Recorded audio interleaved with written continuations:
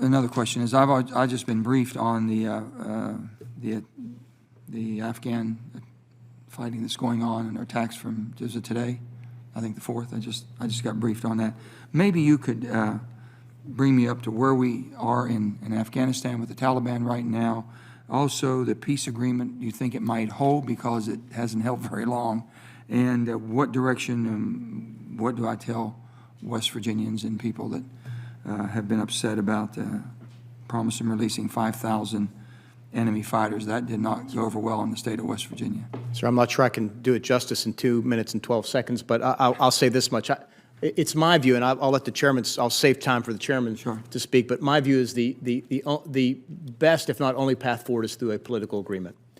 We have an historic opportunity here. We signed on Saturday in Qatar. I was in Kabul at the same time. This agreement that lays out a framework by which we could proceed toward an eventual intra-Afghan negotiation. It's supposed to happen at this point 5 days from now. And the results so far have been mixed. What kind of signals we get today?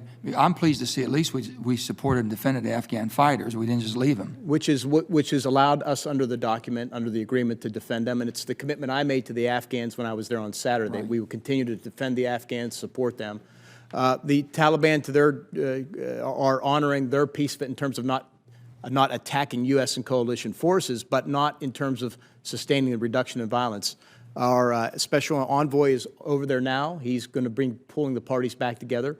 The critical thing in the next 5 days, few days, will be getting the conditions set for them to sit down with regard to negotiations. Do we see any retreat whatsoever once we hit the Taliban today from their aggressiveness against the Afghan fighters? You know, the chairman and I spoke to General Miller earlier on this. Do you want to comment? Yes, Senator. Bottom line is there was a variety of attacks over the last 24 to 48 hours.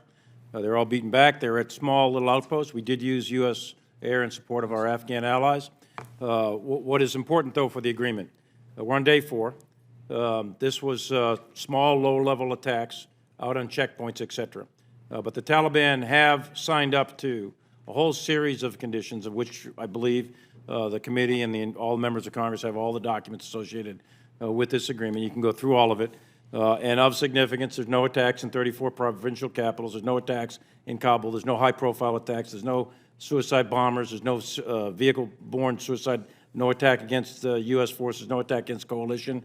There's a whole laundry list of these things that aren't happening. Yes, there were significant numbers of attacks, small attacks. They're all beaten back. And we will continue to We've seen that they've been able to control their field fighters, right? We saw that over the 7 days where they were able to go from a high of about 125 attacks a day down to about 15 a day. They issued out instructions not to attack. That's correct. So we don't know what caused this. Well, keeping that group of people on board is a challenge. They got their range of hardliners and softliners, and so they're wrestling with that too, I think. Yes, sir.